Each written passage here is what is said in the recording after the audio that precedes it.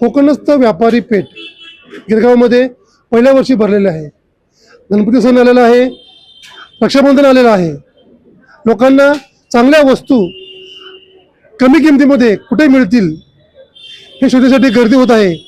आज यांचा इथे काय काय वस्तू आहेत आणि किती किंमत आहे, कसं यांचं स्वरूप आहे सांगत आहेत संजय साहेब। हॅलो, नमस्कार।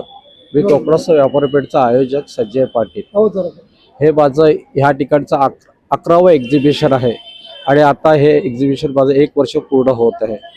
आजचे माझे स्टॉल धारक मोठे बोला येत आहेत ते सगळे कोकणातले आहेत।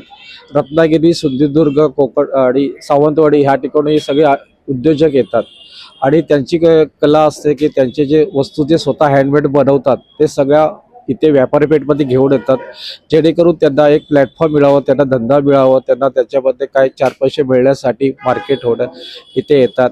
आणि हे सगळं मी आयोजन करत असताना मला जे काही गोष्टी आठवतात की ज्यांना प्रॉफिट करण्यासाठी की जो पब्लिक लागतो की फुटबॉल लागतो, त्यासाठी आमची टीम ह्याच्यामागे काम करत असते। फुटबॉल आणण्यासाठी इंस्टाग्राम, फेसबुक आणि काय काय गोष्टी ज्या असतात टेक्निकली ते आम्ही सगळे वापरून आमचा फुटबॉल इथे आणतो। आणि ही व्यापारी पेठचे जे स्टॉल धारक आहेत हे आमच्याबरोबर कंटिन्यू 10 एक्झिबिशन आमच्याबरोबर आहेत म्हणून त्याच्यामध्ये।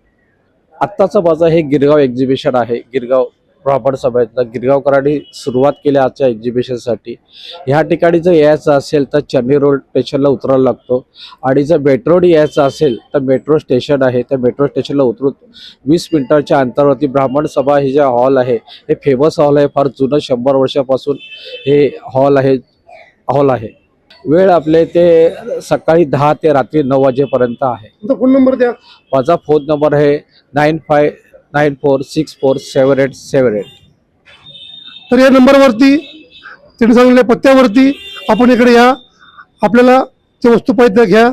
रमेश आवताडे, गिरगाव, प्रीतम बातमी।